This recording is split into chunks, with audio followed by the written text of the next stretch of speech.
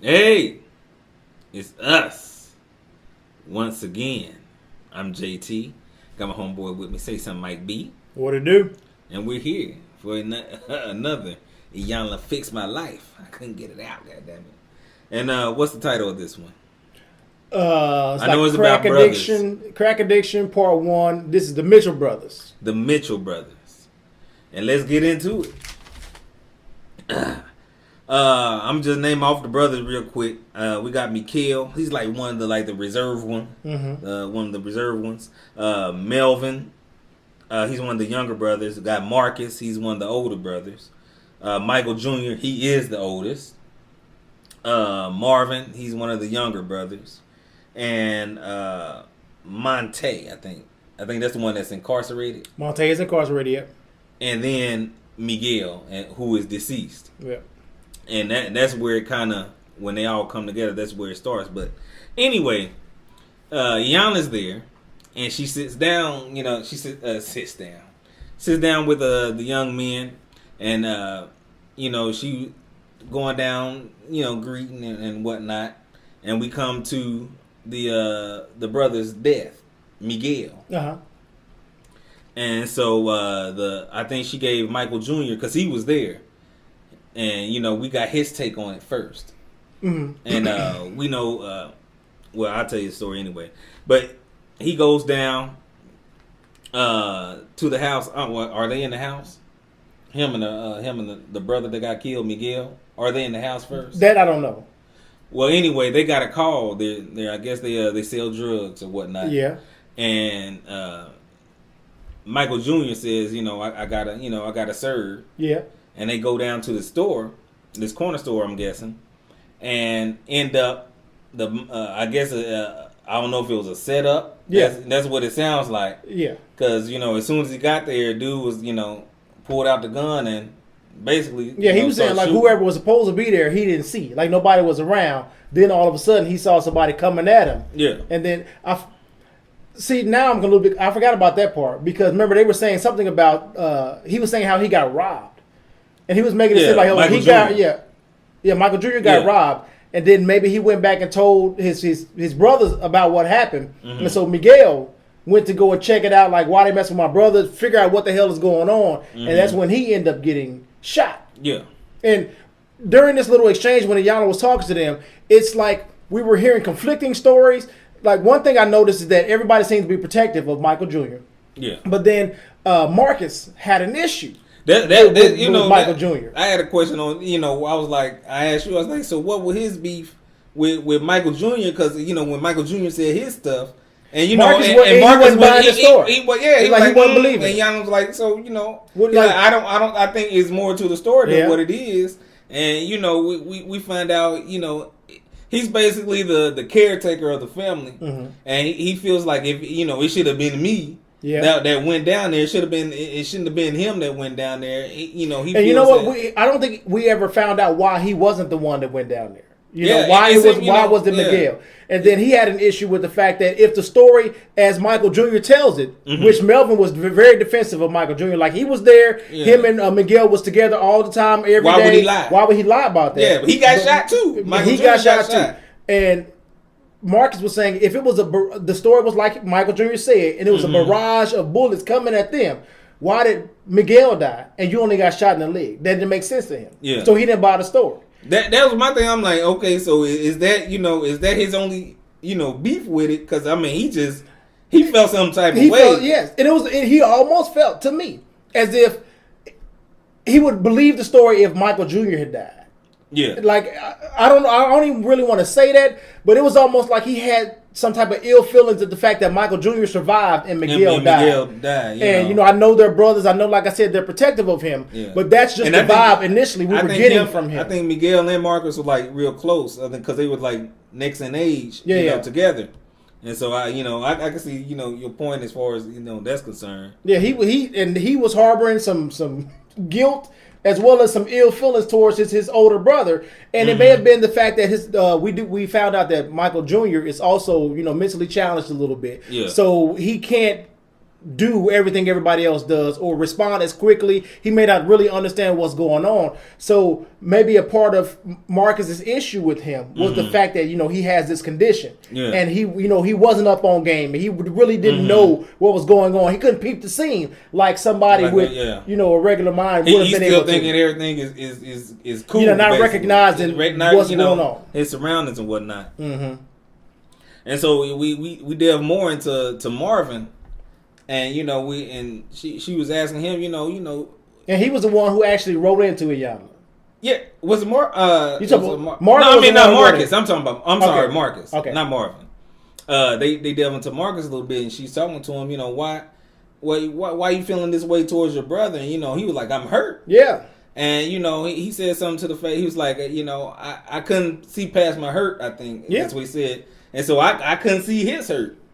Because she was wanting to know, well, if you're protective of your brothers and you feel this type of way where you would give your own life for your family, why don't you feel a ways about Michael Jr.? Yeah. This is your brother too. He got shot too. You should feel a little bit of sympathy. He was like, hey, I can't even, I'm not even there yet. Yeah, I'm still focused on my pain to the fact that I can't see his just yet. And I thought that was, the fact that he was able to recognize that, I thought that was, good. Plus, we find out he has 4 sons. First he's like, I got 4 kids. And she's like, that was shocking. Yeah, and then he said 4 sons. I'm like, and she was like, whoa. Just like the daddy had, what, 7 boys? 7 boys. It's like, you got to clean this up. Yeah, you got too much anger and rage inside. Yeah, and this definitely going to pass down to your kids. 4 black young men. Yeah. That's really the thing. You got 4 young black men. We already know how hard it is just to be black in America. It's definitely definitely bad to be a black man in America, or at least they want you to believe that. Yeah. And now we move over to Marvin. She sits down with Marvin and talks. He's basically talking about his experiences in the foster home that they went into. And he said this, and he told a story about this is like the 7th home that they've been to. Yeah. And I'm guessing Miguel and Marcus, ran away a few times because it seemed like because Melvin and Marvin ran away with them. We find out later on that they've ran away a few times. Yeah, it was hard keeping track of when they ran away, like the time period. They're like, we all ran away and slept in cars and all of that. I'm like, so what's this story about? He talks about the story about when the 2 older brothers ran away, and I'm thinking this is like one of the last houses that they were in before they got of age or wherever they went to.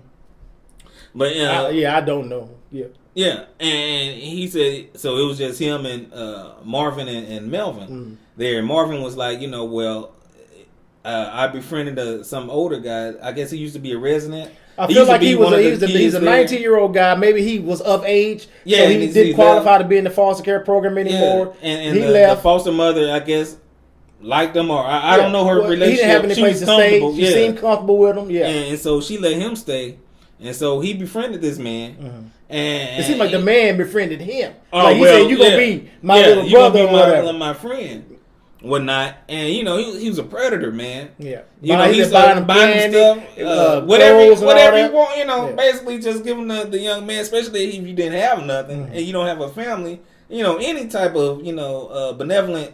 Yeah, acts want to be something. And then this I don't remember how old he was, but I remember me being like young, thinking that $1 was something. Like you give me a quarter, like we best friends. Especially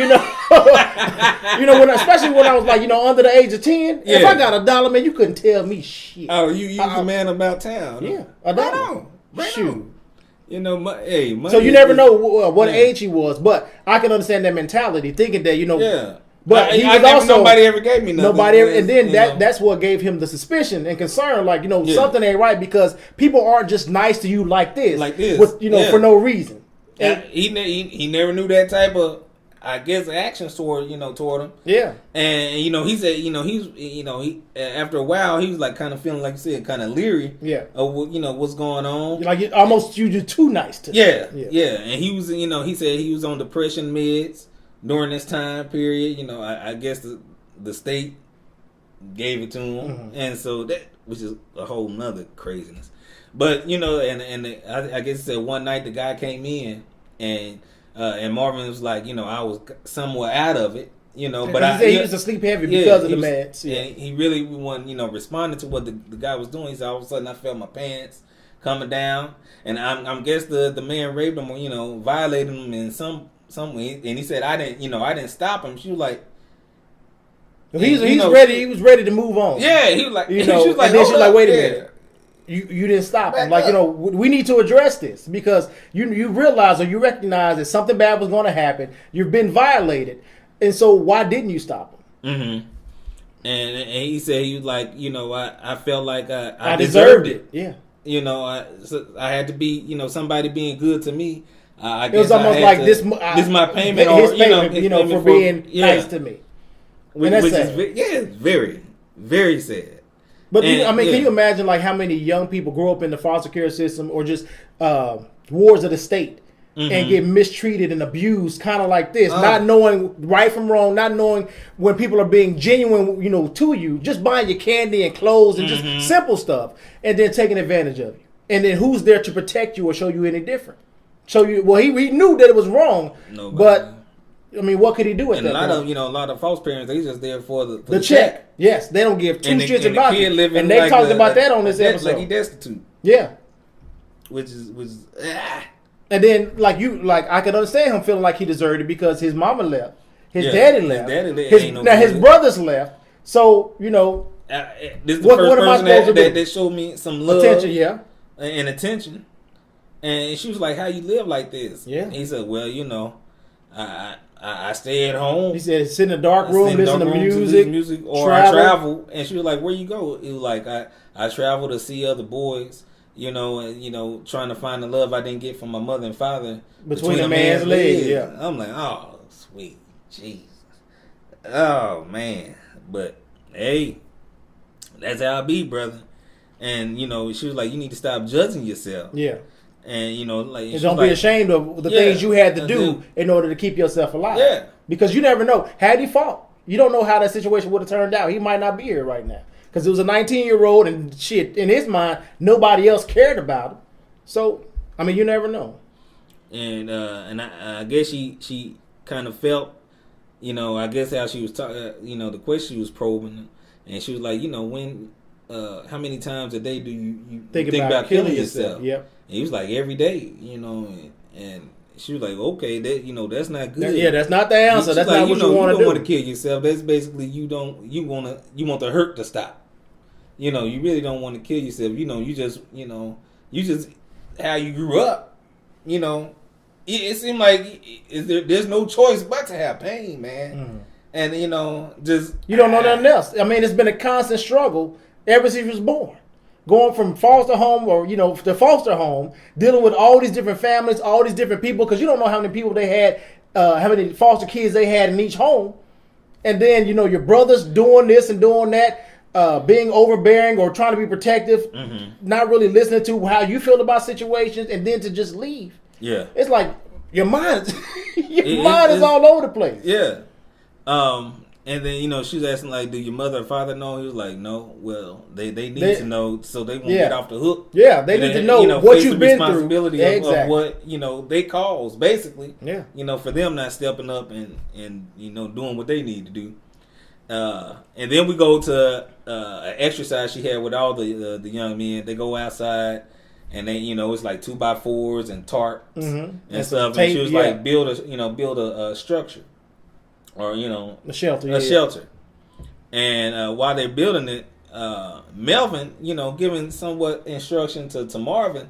And Marvin can't take it. Yeah. And I think it was more so the way Melvin was talking to him. Because Melvin was like, why you doing that? Like, he wasn't telling him, you should do this. He was like, explain why you just holding that stick, that 2x4. Yeah. Make this make sense.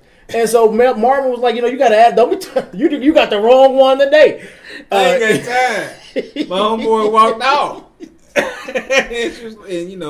Iyanla comes to him, he's like, hey, You need to know the difference between popping off and guidance and instruction. He thought he was just being mean and popping off at him. And it sounded that way because of the way he was asking the question. But he really could have been like, you know what? Don't just hold that. Do this. He was like, why you do it? Like it was a little. He was trying to get the work done though. he was going. Marvin said he popping off at the wrong one. O'Mel was giving too much instruction, and so he come back. I'm sorry. Yeah, she wanted him to ask for forgiveness, and what do you want me to do or something like that. Man, he did not want to say that. He did, but he did not want to say that. And they ended up and they built the structure or whatever, and they worked together, and it was a nice little exercise. And she said, you think about, what you guys were able to accomplish with little instruction, with little guidance. You did it yourself together, but also think about how much you put into it, because that's the lesson in it as well. Then we move on to Marcus. Yeah, she has to sit down with Marcus, and she asked the question, are you proud of yourself? And he was like, nah, that. Basically, I got to do what I got to do. Yeah. And she's like, do you think, he said, I did a lot of bad stuff. And she said, well, do you think your brother's death is a part of that? He's like, I feel guilty. His main thing was like he was just guilty. Yeah, he felt guilty about everything. Yeah. Even though, earlier when they were having the conversation, he was fussing with Melvin and he was feeling some type of way about Michael Jr. You knew that he felt guilty about what happened. And he blamed himself, even though everything. He was in the moment feeling some type of way about Michael Jr. You could tell that he really blamed himself for everything. Yeah. And Iyanla, during their conversation, she was trying to get him to realize that this wasn't your job. Yeah. It wasn't your job to become the parent and have to look out for your brothers. You had an older brother. You had a father. And so she was really trying to hold on to that. Yeah, you had a father. That's his fault. And nobody's really saying, my dad ain't shit. Where's my dad? It seemed like Marcus was like, Dad ain't here. Michael Jr. really doesn't have the mental capacity so I'm going to take the responsibility. And in the moment, I feel like Miguel was alive at that point, right? Yeah. So why wasn't he the one stepping up, or the other brother, that Monte? Why wasn't he stepping up? I guess why did Marcus at 6 or 7 years old feel like I need to be the responsible one and look out for my brothers because nobody else is going to do it? That's crazy at that age. But I can't imagine, me at the age of 12, when my mom passed away, I felt like I needed to step up and be responsible and help take care of my brother. But he said he was like 7 years old. 6 or 7, yes. He felt like I can't even imagine. Not even a little bit. So it kind of helped explain all this pressure, and whether it was him putting the pressure and stress on himself, or because maybe his brothers actually relied on him to be there and look out for him and take care of them. Mm-hmm. At that age, having that type of stress, it explains his attitude right now. And then when you feel like you're doing what you're supposed to do and taking care of your brothers, and then one of them die, that definitely does something to you. And that's just that's the why way I kept on saying I should have been there. I should have been there. And he basically beating on himself, and Iyanla was like, she kept trying to get him to see this was not your job. You didn't have the tools or the resources to be able to take care of 4, 5 other kids. You a kid. You ain't even the oldest. That's crazy. How can you blame yourself? And he was just like, he seemed like he was trying to get Iyanla to see. He like, hey, it falls on me. He's like, have you seen the lives these young men? He said, look at the shit they look at these boys. Like they screwed up, and this is my fault. I'm screwed up. Everything is screwed up, man. And he felt some type of way about himself. Oh my God. Oh man, but she told me, her thing with him was like change the battery, because he has an anger problem. Yeah, most and definitely. She's like, you got to get rid of that anger, brother. You got to choose something else. Mm-hmm. Do something else. Because right now this ain't helping nobody. You getting into it. And it seemed like him and Melvin always got into it. And she's like, this ain't good. It's not good. You got because both of them seem like very, very stubborn, and both of them feel like they want to be right, which they talk more about on the second part 2. But it just, I don't know. You would think at some point, and I think I forgot when it was, but Iyanla ended up bringing out the point. Like, you keep focusing so much on how jacked up your brothers are, you don't realize that at the age of 6, you taking the responsibility to be there for your brothers. They turned out pretty good. Yeah. You may have lost one may be in jail, but 2 out of 5 for what you had. Without having any tools, any resources, or any type of help, really. Everybody did a damn good job looking out for your brothers. Yeah. all the under these, they still surviving. They still surviving, and they still here, and it was hard for him to actually see the other side of that. Oh, no. He's like, I did a bum job. Yeah. I did, I didn't. And I feel like, if I was in that situation, I would probably feel the same way as him. I messed up. I was supposed to look out for them, make sure everybody was cool, and then on my watch, all of these bad things happen. Now we move on to Pops. Oh, Michael Sr. My man. This dude, he comes in, Michael Sr. Like he don't have a care in the world. Like, you called me, so I came. It was just like that simple. Mm-hmm. And so he comes, just like, so why you here? Why you single parent? Why you with the boys? Mm-hmm. He was like, I don't know. He was like, where the mother? I don't know. She said, okay, so if you did know, what would be the reasons why she's not here? Why she left? Well, I ran around on women. I was a drug dealer and drug user, and she's like, well, what damn? This seemed like all the reasons that anybody would leave. But his whole thing was, I could understand that. I can understand that. But why leave the kids? He kept saying, why leave the kids? That was his thesis for his whole reason of coming. And Iyanla was trying to get him to see, like, okay, your wife, she asked him, what's the truth in the situation that you're trying to act like you don't know? He's like, I don't know. She said, well, did you know that your kids was born into addictions or whatever? He's like, no, but if I wouldn't know, she's like, what you gonna do? You ain't even take care of them. The state take care of them. In this moment, this is when he was saying he was acting like he didn't know the babies were born with drug addiction, and she was like, well, was your wife doing drugs? And then she said, well, did she do drugs while she was pregnant? Sometimes. She's like, well, how do you not know that your kids are born with addictions, with drugs in their system? This don't make. He said, I understand that, but why leave the kids? He could get past that's that. Because he's like, I could understand if I'm cheating on her and I'm doing all this stuff, and I'm doing drugs too, then she should leave me. And I should be the one free to be able to do whatever I want to. But she supposed to be here with these kids. That's what his concern was. That was his why leave the kids.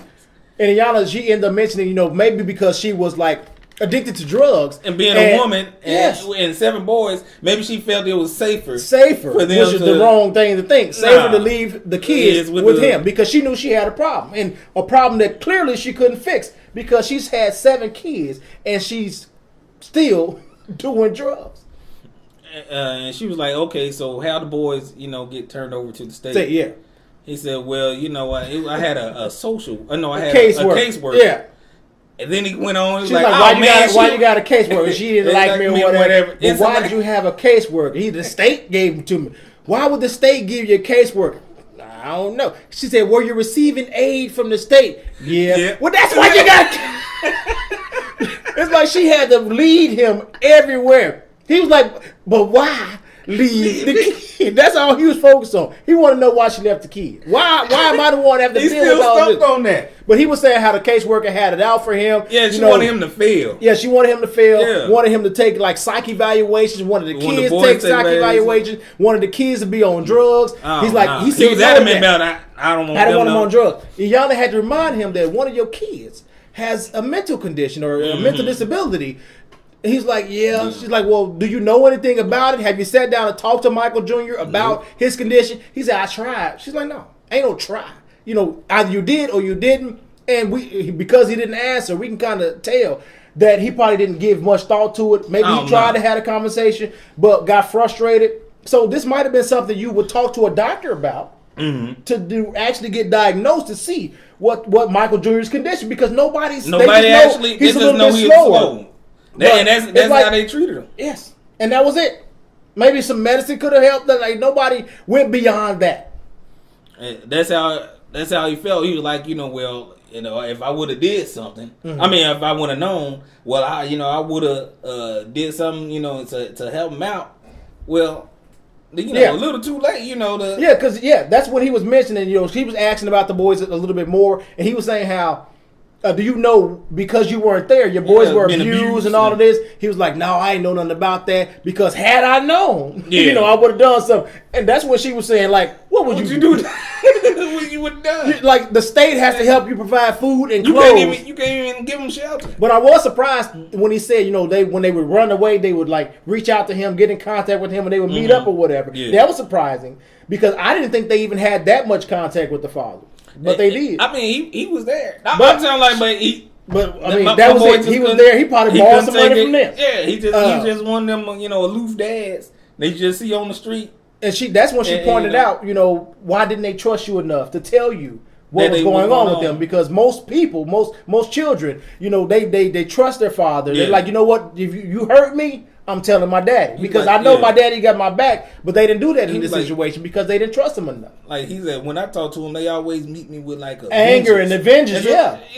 Because you weren't there. You were not there. You were, you didn't take care of him. You didn't man up, basically. Yeah, a part of me felt bad for him. But not enough to be like, they need to, respect him or whatever. Yeah. As if I was his child, I think I would be just as angry with him as they are. Because even when we called you and you showed up, you still didn't do anything to try and get your life together to get us back. Yeah. Why, that should have been the conversation. Why weren't you doing what you needed to do in order to get us back, so you can be there for us, be a part of our lives, so things might change? You just assume, because we ain't telling you about any problems, that we're not having any. We're not supposed to be in foster care. We're supposed to be with you. Maybe because of the caseworker, you felt like she had it in for you. But that's when it's time for you to step up and do what you need to do and prove to the state that these are my boys, and I'm going to do whatever the hell I have to do to take care of them and get my boys back. You didn't do that. You just allowed the situation to play out any way it was going to play out. And so, like Iyanla said, I'm having a hard time not feeling that, being angry about your ass, because you're not proving yourself. You know what? That's when she realized that basically you still a boy yourself. You still trapped in this. And she asked him, whether he had a father. Yeah, where was your dad to teach you some things? And she was like, this is just the same old thing, same old cycle repeating itself, generation to generation. Yeah. And we need to break it now. Yeah. Because young men are still coming up behind you. And even though they're older, it's still not too late. Especially with Marcus having 4 boys. That's what really is the problem. You still got 4 young men right behind you. You got to still have a good be a good example to them. Yeah. And have them look up to some type of honorable person, honorable man, and if they call you a father. And even when you failed and you fall, you've fallen, there's still an opportunity, because they're still alive and you're still alive, to do better, as long as you're breathing, be different, to make a change. Yeah, you can make a change. And so Iyanla invited him, to be a part of the house, because he's broken just like his boys are broken. So I'm putting him in the same boat as because it's still all kids here that I'm dealing with. Men that's chasing their father, the love of their father, basically. That was the end of the first episode. We'll be back for part 2. For part 2. Peace.